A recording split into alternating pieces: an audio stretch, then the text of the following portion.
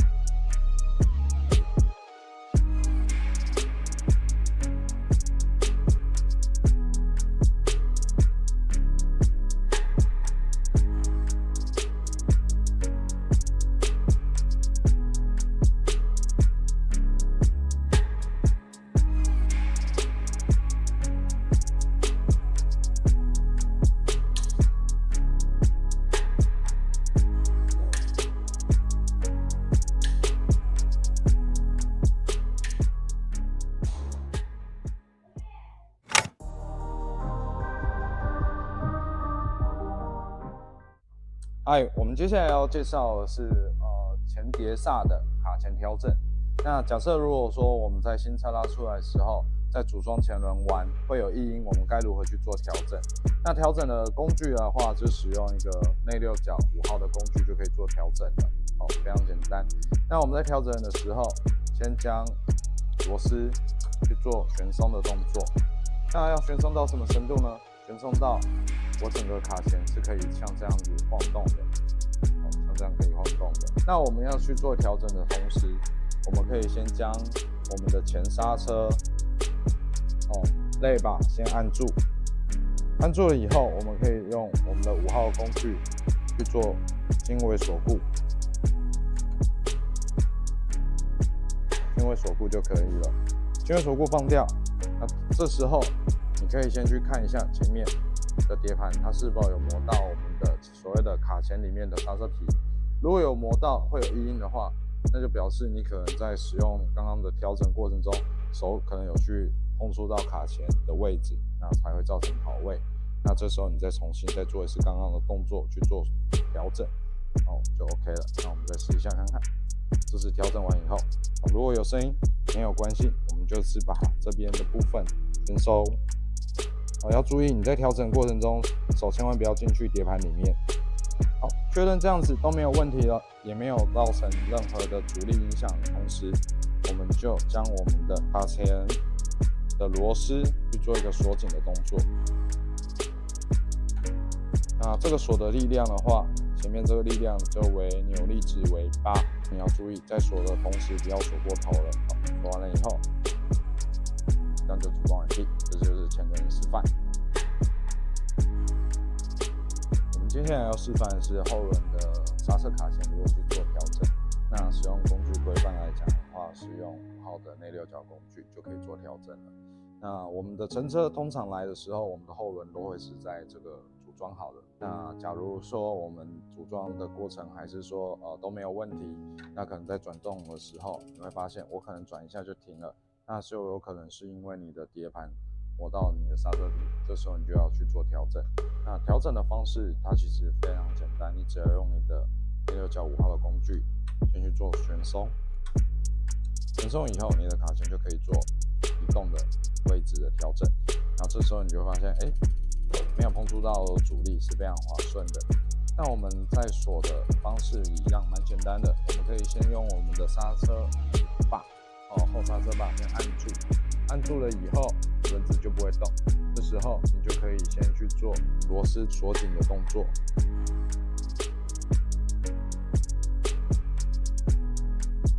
然后你这时候刹车把就可以放掉了。好，然后我们就可以先去试转一下你的后轮，看看还有没有阻力的影响。好，假设都没有问题，你的后轮转起来，它是非常的滑顺，也不会有任何的阻力。确认都没有问题了以后，我们再去把它调到我们适当的扭力值。那如果你手上有扭力扳手，你可以调到8的扭力。如果没有的话，一样也是用内六角的工具，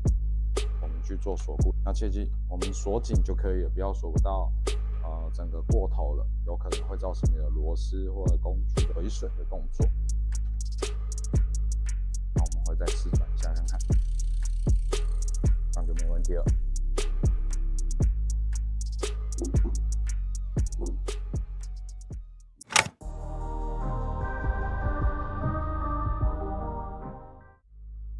嗨，我们接下来要介绍的是 CG135的龙头示范组装。那这边今天会用到示范组装的工具有开口扳手，那它的工具的部分是36，它是使用36号的开口扳手。再来是扭力扳手的部分，那扭力扳手的话，它的内六角为设定是5号的内六角，也会准备。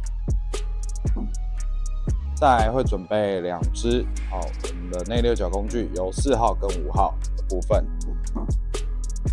再来就是 CG135的龙头，那我们接下来就示范组装。那我们接下来要示范的是龙头组装的部分。那通常第一个步骤，我们的这个龙头的设计它比较不一样，它是使用这个破紧环，再加上两边的侧边2颗的5号内六角螺丝加以去锁固的。那破紧的方式，它这个锁固方式只要逆时针跟顺时针的方向，它会有一个不同的方式。顺时针的话会是紧，你顺时针紧的时候，这个方向它就会把这个龙头整个往下去拉，也会加以固定。最后就是靠两边的螺丝锁到一个扭力的值，它就会整个牢固了。那我们接下来就示范组装。组装的第一个步骤，可以在这个前叉束管的上方，可以加以用少许的油去做一个润滑的动作，那以便我们方便组装过程中它不会过紧，然后也可以顺利的跟这个组件的部分去做结合。在涂油的过程都是做一个适量就可以了，内外都可以做一个涂油的动作。我们涂完油以后，接下来我们就是组合龙头的部分，组进去它会较为比较松，就可以卡到底。那接下来我们第一个步骤会使用的是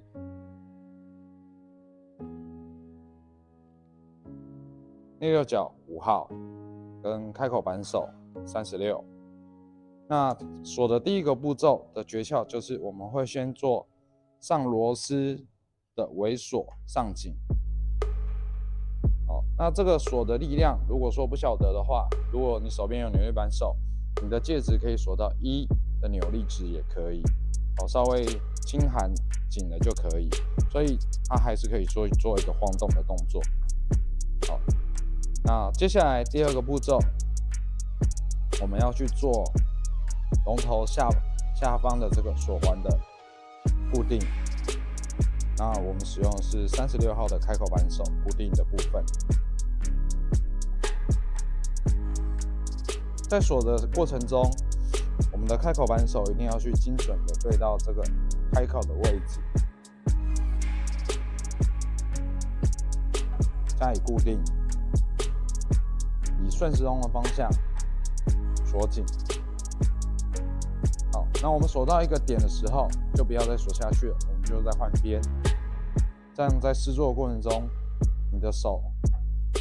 在使用工具上面会比较稳固。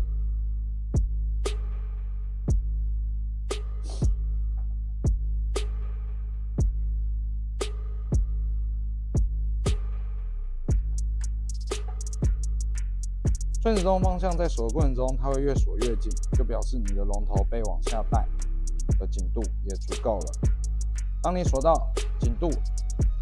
锁不动的时候，我们就可以停止了。好，这时候我们就可以先暂停锁这个的部分，我们就可以先来做一个车手把的复归的动作。车手把复归的时候，我们会准备一个内六角4号，先将前端的4颗螺丝先旋松。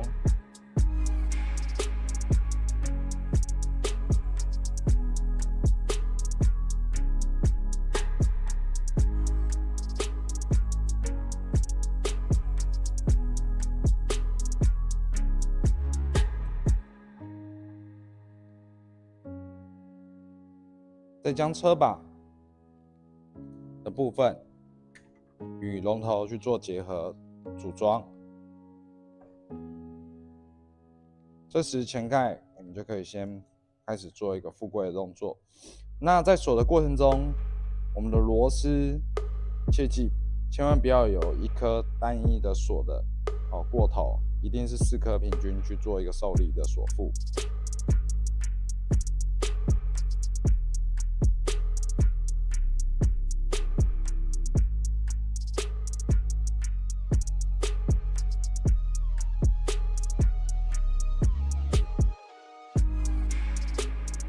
如果我们在锁车把的过程中，你不晓得说车把的中心到哪边的话，我们可以利用卷尺的部分去量中心点左右两边，看是否都一样的长度。确认没有问题了以后，我们就可以将车把转过来，调整在我们适当的一个角度距离，并且再用内六角4号的工具加以固定。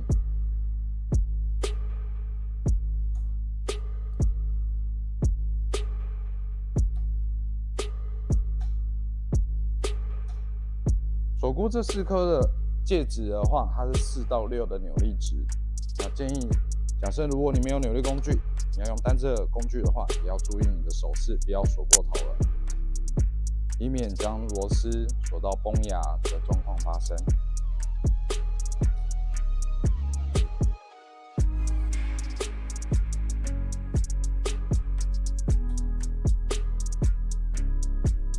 锁完之后，我们接下来就可以去对准龙头的中心点。我们可以先将画过来，那这时候我们的龙头很明显的是偏左边的部分，是偏左边部分。我们可以利用前脚做一个反向，将2只手握牢，以右边的方向施力，你的龙头会很明显的开始保持置中。我们可以以龙头这边的刻度去对准前轮胎的花纹，去对准一个直线，以后我们就可以去对准龙头的中心。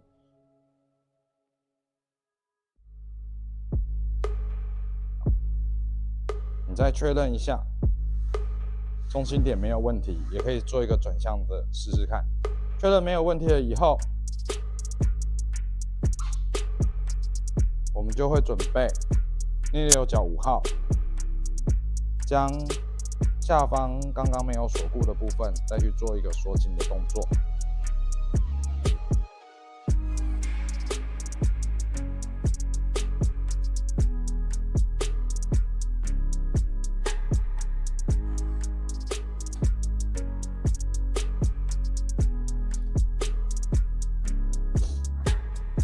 当我们要再确认一下扭力的时候，你也可以使用扭力工具扳手。那这个扭力工具的部分，你可以介质设定在6到8的扭力。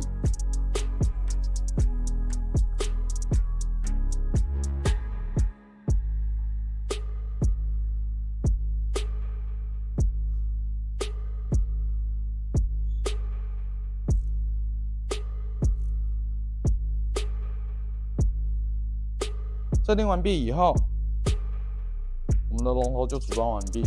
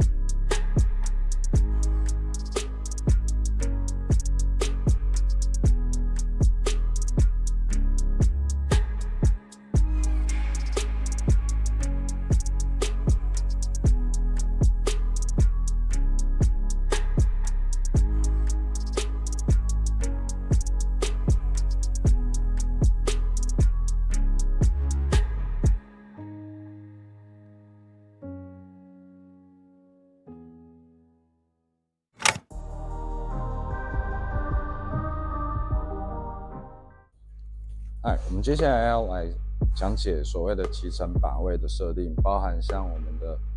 手把、我们刹车、包含变速，我们该骑乘去做怎么样的调整。那在怎么样调整之前，我们一定这些踏板跟座椅都要调到一个定位，那我们就会人去坐上去的动作。通常坐上去的动作的时候，我们先坐到我们座椅要的正确位置，将我们的双手放上来，然后将你的手腕、手肘、肩线放松到最适当的角度以后，我们的背线从颈椎到腰椎部分也是放松，就会可以明显知道说我们的把是太向外了还是太向内了。假如你觉得骑起来你会觉得这个把外的位置比较偏外的话，我们可以准备我们的工具，像这样的工具是属于内六角组的部分，它会有所谓的4号、5号、6号，那我们就可以将前端的这个龙头盖螺丝，准备4号的部分做个旋松的动作。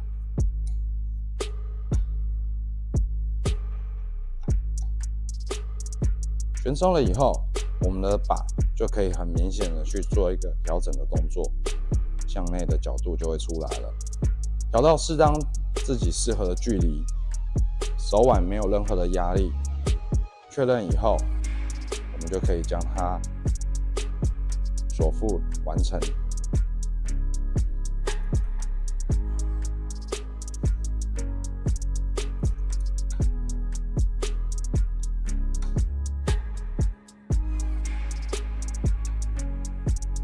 确认没有问题以后，我们的手把设定就结束。那再来是刹车变把的部分，我们也是可以准备我们的4号工具。刹车变把的调整一样由这一端内六角部分转松，那我们就可以去调整我们的刹把的位置。刹把的位置一样是经由我们的手肘弯曲，手放松以后会保持食指与中指之间的刹车方式，调到适当的角度。锁固的扭力，假设你有扭力扳手，它的介质的话为1到3的扭力就可以足够了。确认完成。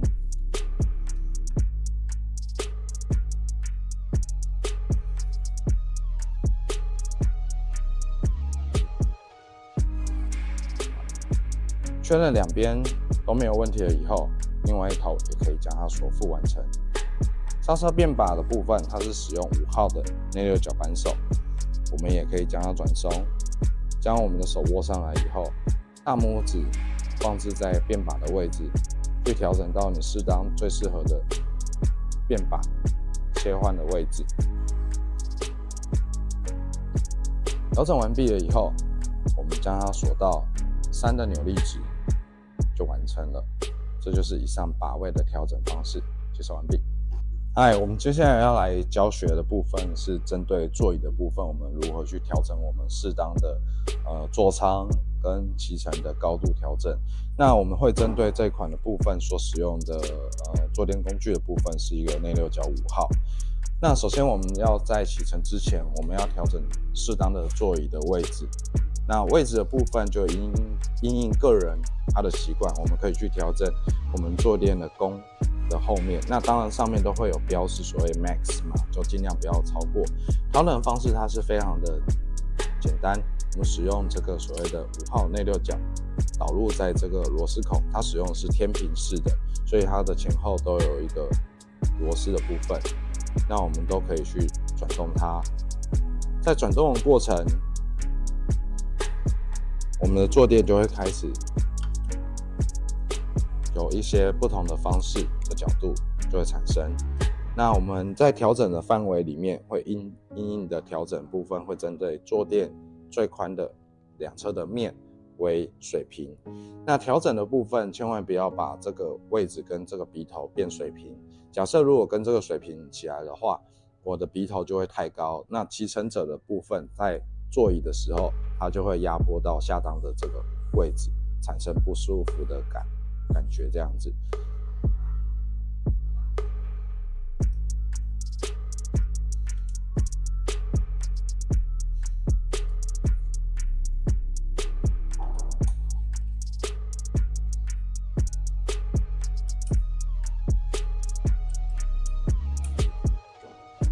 调整到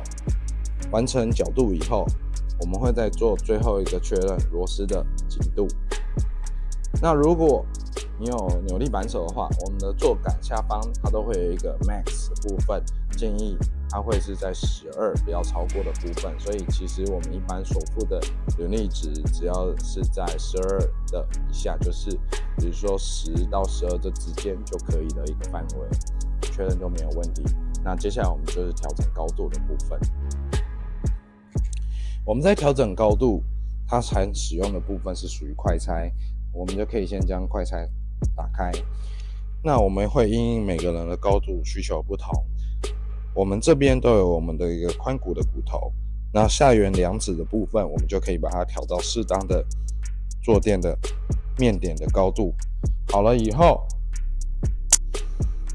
我们就将它作为锁腹的动作。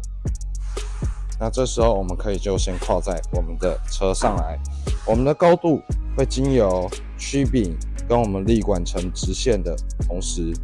将我们的脚的前脚掌踩入在踏板的这个下方位置，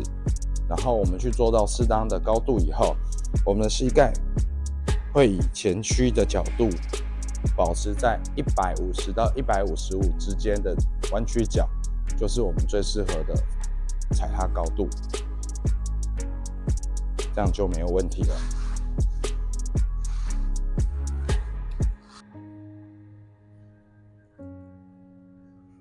好，我们接下来介绍135的胎压。那我们要去打多少的胎压，跟如何辨别它的胎压的部分。首先，我们在轮胎的部分，我们这款车所搭配的前轮是属于24×3.0， 24是指轮径， 3.0 是指轮胎的宽度。那在侧边的部分，它有标示之后所谓的 max 的部分，比如说它的最大胎压，它会有标示所谓的PSI 的单位，甚至公斤或者是bar的部分，都有不同的方式去检视说我们该要注意的胎压最大不能超过这样的部分。那我们的这款车所搭配的是 3.0 的所谓的胖胎车的部分的话，我们的胎压不需达到30这么大。假设如果是一个人单行的胎压，会建议是20至25的胎压会非常足够的原因是因为你打到30的时候，我们在骑乘，因为这款车它没有避震的关系，所以骑起来它会相当的跳动，会比较硬的感觉，所以我们可以把它打到在20到25这个介质的部分。那如果你今天骑乘这款车它是有负载的，相对的你的胎压就可以再上升，就看你的负重的部分是多大。那我们在打气的过程的方式，第一个就是我们要首先我们所谓使用的是眉嘴部分，我们将盖子旋松。打气的方式你可以使用像我们这种有空压机的打气头，甚至我们有一般手打的也是可以。打气的时候我们可以检视一下我们的胎压表，像它现在是不足20的部分，在外圈，那内圈是bar的部分，我们就可以做一个打气的动作。打到20的时候，我们就可以停止了。这时候，我们就将气嘴盖盖起来，就完成这个打气的动作。